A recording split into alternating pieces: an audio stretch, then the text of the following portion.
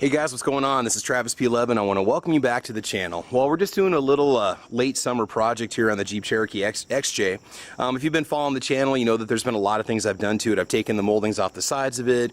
I've done the roll-on bed liner on the hood and the roof just to protect it from hail because the paint was shot.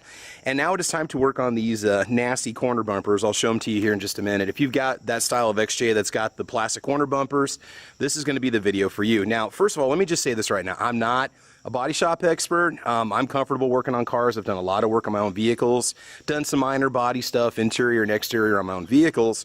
You might have better experience or better knowledge or just better advice. Please chime in and put that down below in the video. All right, so what I'm trying to do here is show you how to restore and or repaint your Jeep Cherokee corner bumpers for under 30 bucks. All right, you can do all this at a lower cost if you want to, and I'll talk about the alternatives when we get there. So first of all, you're going to want to get yourself some sandpaper. It's nice to scuff up the bumpers so they have a nice surface that the primer can cling to. So I went ahead and did a 220 grit. I just wanted something that was going to grind a little bit, that's going to make a bit of a porous surface, but at the same time it's not going to be so aggressive it's just going to tear apart the bumpers.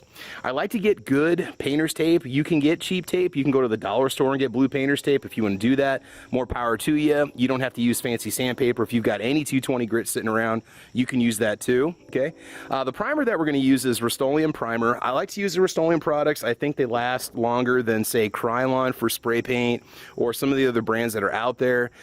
This was found in the automotive section at Walmart. Some isopropyl alcohol. We'll use this to clean off the bumpers to get any residue or any kind of a film or buildup that might be on the bumpers before we do the painting. So we're going to sand them, wipe them down with isopropyl, and then we're going to hit them with some primer. And then to actually paint the bumpers, I came upon this in the clearance section at Walmart. Now they do still carry it. I think they changed the can style. I just got this last spring. This is a trim and bumper paint. They just happen to have a Jeep Cherokee XJ right there on the label. So I thought, hey, let's try it. I've only got one can of this. I'm hoping I can do this on 2 coats. There's not a lot of surface that we're going to paint. We're not going to be painting under the center of the front bumper. We're just going to do the corners. We are going to prime, however, the little air guard underneath the bumper, or whatever you want to call it, brush guard, just to kind of keep it looking nice, okay?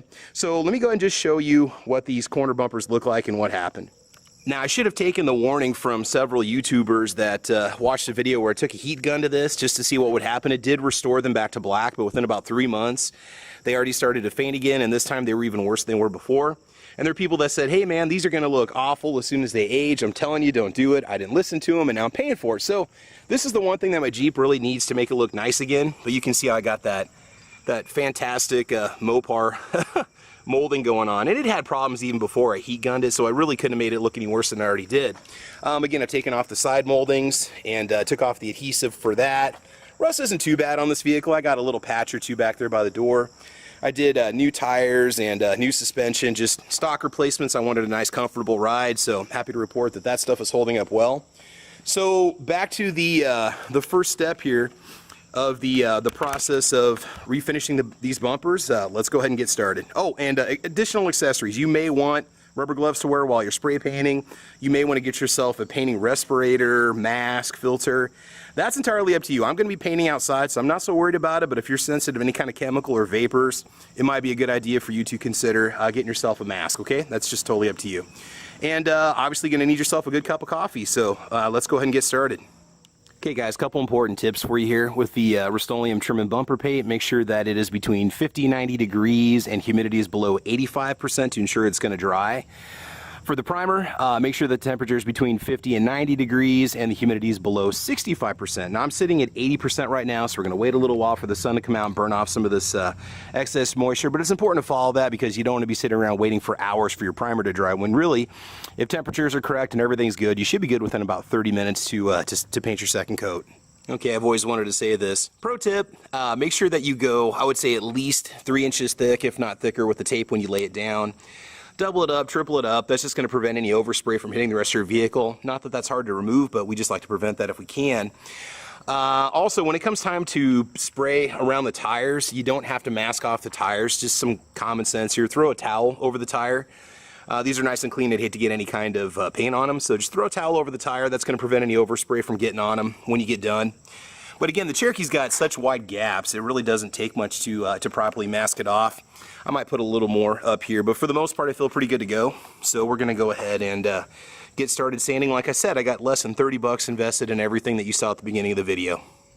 Okay guys, again, the sanding is just to make sure that we've got a nice smooth surface that the primer can adhere to. Just go back and forth, make sure you go over every square inch of this bumper, the molding and so on.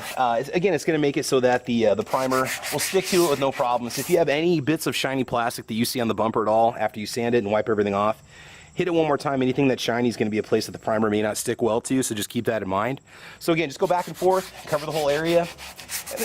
This is also where your masking is going to come in handy, because this will prevent you from scratching your paint as you go around the corners and the edges and so on. So it's always a good idea to do a good job with masking off that trim. Okay, so again, I got myself some 70% rubbing alcohol.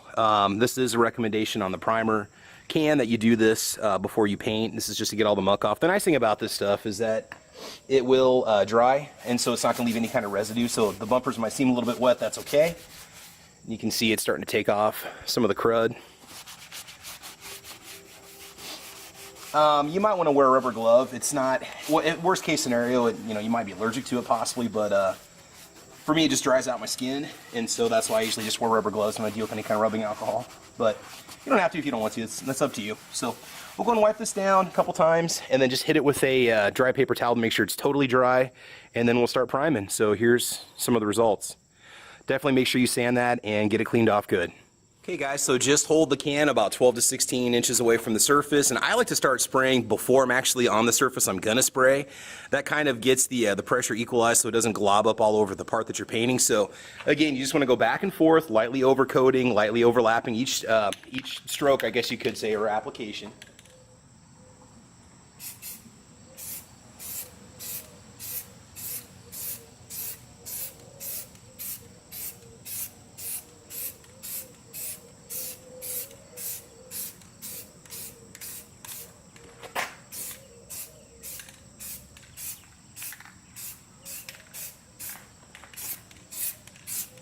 Pretty thick. Goes on well. I also like to go from the other side so that you have a nice even coat all the way around. So go ahead and do that on all four corners. Underneath, I decided to go ahead. I'm going to paint the whole underguard also. It's going to get primed, and then it's also going to get painted. So we will go ahead and do that and come back and show you what it looks like when it dries. Okay guys, just a quick walk around. This is after about 5 minutes of drying the second coat. It's a very forgiving primer. I mean, you can put this stuff on. It's a lot blacker here in person than it looks on camera. It really does thin out well, like when you spray it on thick. If you get any blobs anywhere, it seems to level itself out, which is nice. Other side looks exactly the same. So I mean, right now it's got a nice, fairly uniform black coat. Did get a little bit overspray on the bumpers, so you might want to go a little bit thicker on the tape. That's up to you.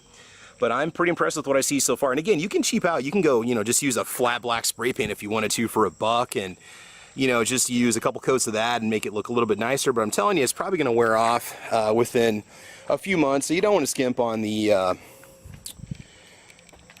products when you're buying it. Get yourself some decent automotive products, and it should last a little bit longer. So we're going to go ahead and paint this here pretty soon, and we'll talk about the procedure, what you want to follow when you use that rattle can Rust-Oleum trim and bumper paint. A few quick pointers about the trim and bumper paint.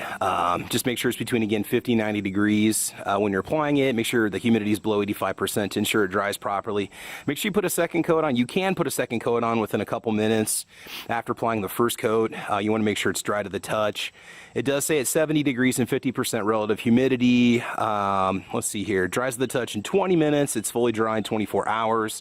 And apply a second coat within 1 hour or after 24 hours. So I'm going to apply a coat, wait about 10 or 15 minutes, and apply a second coat. And I'm kind of curious to see how much different this is really going to look than the primer, because it seems so similar in its application and use and just appearance, but we will see how it works. Okay, hang tight, guys.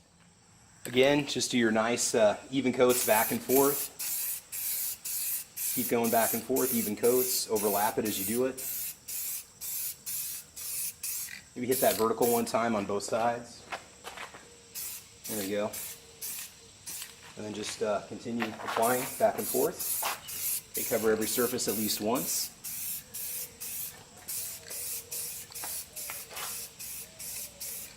I'm hoping this is maybe a little more glossy than just primer, but we'll see what happens. Okay, go ahead and repeat that on all four corners, and we'll see how it turns out. Okay guys, so this is the kind of before and after Bringing some of that before footage again. This is 2 coats.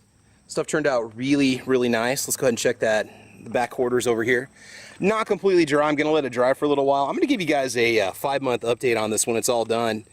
Let it go through a Nebraska fall and winter. See if this stuff holds up to car washes and road debris. We don't really have a lot of salt on our roads, but we do put down gravel and so on, sand in the wintertime. So come back in January and see how well the stuff is holding up. I mean, anything was better than what I was rocking before. So again, it does go on nice. It's nice. This is, again, the second coat. I waited about 15 minutes before I applied this. Still a little bit glossy. It's still drying. But you can see the results are going to be much better. Again, cover the tire up with a towel when you're spraying. You should be all set to go. If you have any real glossy spots or thin spots, if you kind of stand back from a distance, you can see that how thin the paint can be. Some of the spots where you might start to see some of the primer show through. If you notice that, make sure you touch those up a little bit. But really, it's not bad. You know, for 30 bucks, I really can't complain. So let's bring it back for a few final words, and we will go from there. All right, so time will tell how well this stuff holds up. Again, you can do this job a lot cheaper if you want to, but if you're going to take an afternoon to do this or a couple hours, you're going to take the time to sand, you're going to take the time to mask everything off and paint, and just go ahead and get automotive grade paint. I think you'll be happier. I've done some touch-up jobs before with just cheaper paints, and the stuff just doesn't hold up. So again, I bought all this stuff out of my pocket. This is not a promo for Rust-Oleum. I was very happy with how the results look. Again, this is still drying right now, but I wanted to finish this video up and just get it out there. But from what I see right now, it looks awesome, and we'll kind of see how well it does. So anyway, guys, that's it. This is Travis P11. If you like what you see, please like or subscribe, and you can follow me on Facebook, Twitter, Instagram, gunchannels.com, Gunstreamer, guntube.org, and UGEtube. Let's see, we got a Saturday morning podcast called Caliber Corner. It's on at 8 a.m. Central Time over there on gunchannels.com. Go over there and sign up and make sure you get yourself a membership. Otherwise, guys, that's about it. A lot more videos heading your way this fall as we go into winter. So, guys, I want you to have fun. I want you to be safe. Keep your Jeep clean. And as you know, we will talk to you soon. All right, guys, take care. Bye-bye.